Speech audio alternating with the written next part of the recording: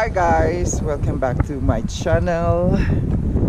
Today it's a fourth day of Ramadan and oh my god, I'm so thankful kasi may oras na tayong magba-vlog, gumawa ng video. So ang dami kong pwede, ang dami kong ipapasalamat. Dito pa rin tayo nagtatrabaho and isa sa mga pinapasalamat ko ay ang pagiging 10 years ko na dito sa Saudi Arabia. Yes. So, ang daming nagbago, ang daming mong realization after 10 years. Yung unang realization ko is kailangan kong alagaan yung sarili ko.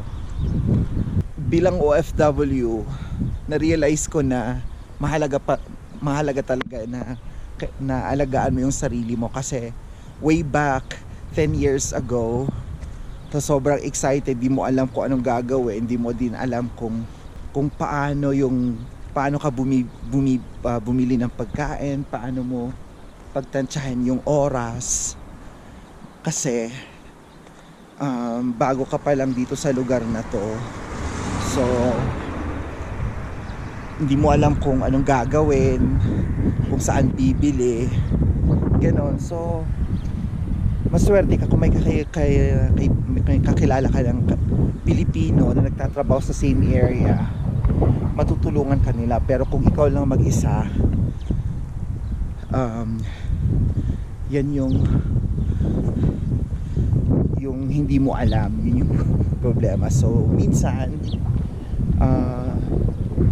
hindi na natin namamalayan na sa sobrang pagkain natin, hindi na pala healthy yung kinakain natin, tapos wala pa tayong exercise kasi iba ho ang oras ng pagkain dito, at saka sobrang kailangan babad ka sa trabaho. Ganun ho dito sa Saudi Arabia. Kaya I realized after 10 years kailangan ko pala talagang alagaan ang sarili ko kasi nagkasakit na ako dito. So at saka ikaw lang din ang tutulong sa sarili mo kung magkasakit ka. Ayun. So ilang beses na ako nagkasakit. Na-hospital pa ako once 10 years. So ayun. Yung pangalawa ay kailangan talagang mag-ipon. Way back 2015, maliit pa naman kasi yung sahod ng time na yun. So wala pa silang tax nung taon na yun, yung Saudi Arabia. So feeling mo nakakapag-ipon ka. So nag-ipon ka nung time na yun. Pero maliit lang naman ng sahod ko nung time na yun. So feeling mo malaki na yung pera. Ayun. Tapos nung dumating na yung tax way back 2019, 2020, sa ko na realize na kailangan talaga mag-ipon kasi tumataas yung cost of living. Until now, ang cost of living ng Saudi Arabia, although tumaas din naman ang sahod natin, pero hindi pa rin sapat. So kailangan pagtansyahin yung pera kasi pumunta tayo dito para mag-ipon, diba? I mean para magkaroon ng sariling pera at saka para tumulong din sa pamilya. So para magkaroon ka ng ganon, para pag uwi mo sa Pilipinas may pera kang, kailangan talaga mag-ipon. Ayun. Dati kasi ang dami kasing nalaman ko na mas madali dito at saka mas mura yung online shopping dito sa Saudi. Ganun talaga. Tapos huwag ka lang mag-convert kapag bumibili ka dito. Kaya yun yung time na ginagawa ko online shop, tapos bili ng bili kasi mura lang. mura lang noon yon. But until now, I realize na kailangan talaga mag-ipon. So binabawasan ko yung online shop, tinanggal na yung mga apps. Ayun. So kailangan bilhin mo lang yung priority, yung kailangan mo, na alam mong kailangan talaga. So yung pangatlo ay yung time management. Way back 2015, although bago pa lang tayo, hindi ko naman alam kung anong oras magtatrabaho, kasi iba yung ano dito eh, iba yung oras ng pagtrabaho, iba yun din yung mga tao. Kasi sa atin, sa Pilipinas, working hours na this morning, so matatapos tayo afternoon. So dito ang start ng ano nila, buhay yung mga tao dito is gabi. So different yung oras.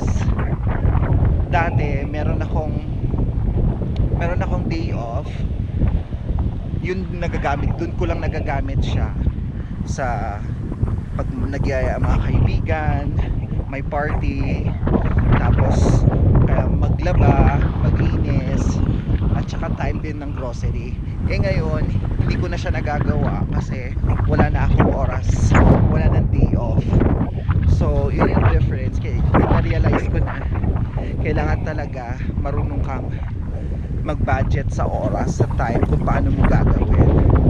Kaya katulad nito, content creator ako, pero ang dami kong plano, ang dami kong sinusulat, pero hindi ako nakakagawa ng video kasi wala na ngang time.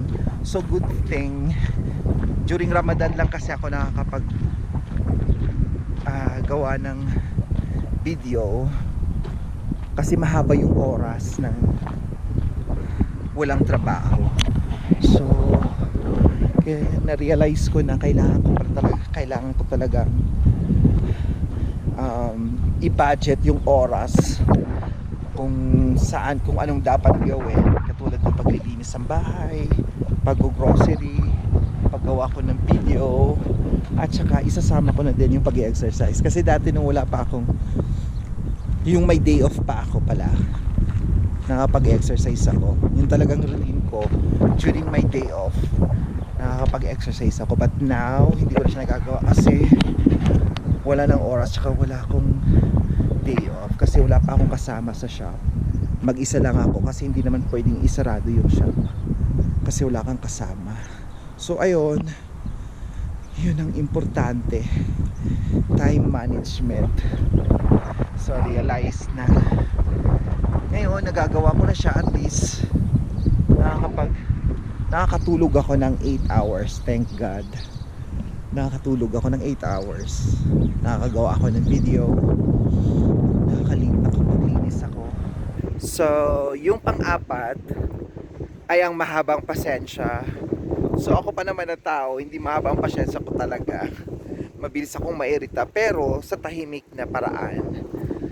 Ayun. So nung dumating ako dito sa Saudi, kasi hindi pa naman natin alam yung culture at saka yung personality ng mga lokal. So ayun, mabilis talaga ako marita kasi yung ugali talaga ng mga lokal ay paulit-ulit yung gusto nila. I mean yung gusto nilang gawin, yun talaga dapat ang masusunod. So bilang isang employee, dapat sundin mo kung anong rules ng shop. Kasi ako ang nakikipag-usap sa customer, may interaction kasi ako sa customer. So kaya alam ko kung paano kausapin ng customer. So until now, di pa rin man mahaba ang pasensya ko, pero napag-aralan ko na siya. I mean, tinatry ko na maging relax, tinatry ko na kung paano i-handle yung mga customer, kasi alam ko na ganun talaga ang ugali ng mga lokal. So yun yung na-realize ko, na kailangan mahaba ang pasensya ko talaga. So ayun, yun yung importante. So yung panglimang realization ko ay dapat nakikisama ka din pala sa ibang lahi. Iyon. Kasi dati way back 2015, syempre ibang lahi yun. Hindi naman natin alam. Kasi pong pagpunta ko dito, yung ibang lahi hindi naman natin alam kung anong ugali meron sila, ibang culture, ganon. So, dinidedma natin yung ibang lahi. Tapos, kapag may nakikita tayo ng ibang Pilipino, doon tayo nakikipag-usap, minsan nakikipagbabad pa sa mga kapwa, syempre kapwa Pilipino natin. So after 10 years I realized na kailangan mo talagang makisama sa ibang lahi kasi sila mismo o yung iba sila pa mismo yung makakatulong sa'yo. Katulad ng nangyari sa akin, nagkasakit ako. Ang unang tumulong sa akin, mostly Egyptian, which is siya yung kasama ko sa trabaho. Tapos yun yung time na na-hospitalize ako. Yung pangalawa naman, Pakistani. So siya yung tumulong sa akin that time. Bicycle kasi ako dati.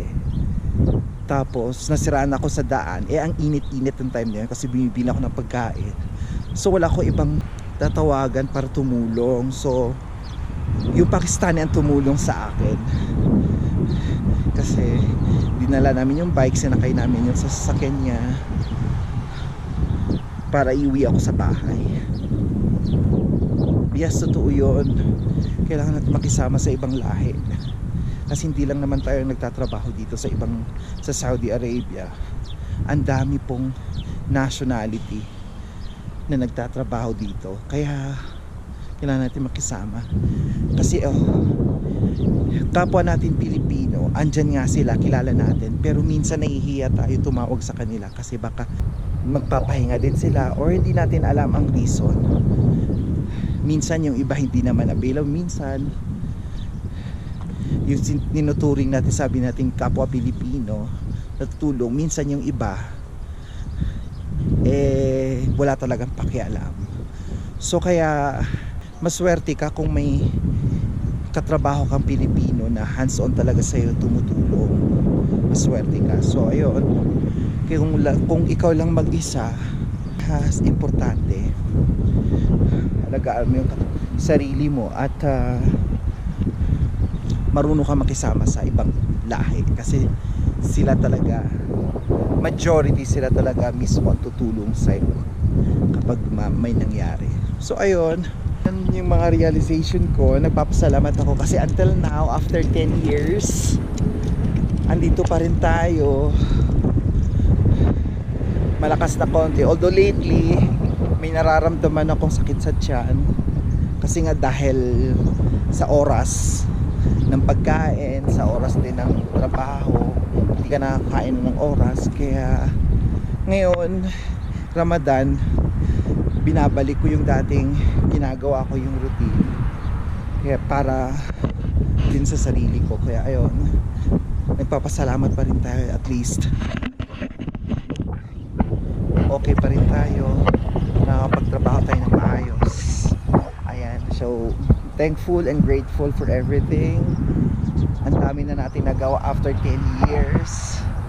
So marami din tayong videos dito sa Saudi Arabia, memories, kung ano nangyari sa atin, yung journey ko dito sa Saudi Arabia. So kung curious ka kung anong mga video na nagawa ko, pwede mong bisitahin yung channel ko, Tube Adventure, sa YouTube channel. So ayun, na-share ko lang yung 10 years journey ko at saka yung realization dito sa Saudi Arabia. So ayun lang, I hope nagustuhan nyo yung video ko, and if you did, please subscribe to my channel, like this video, comment down below, and hit the notification bell para updated ka sa bagong kong video. Napagod ako kasi itong paggagawa ko ng video, exercise na rin to sa akin. Although malapit lang sa bahay, dito kasi sa likod meron kasing daanan, pero pwede ka mag-exercise sa gilid. Pwede kang maglalakad. Isa. Ganon. So, ayun lang. See you in my next adventure. Bye-bye!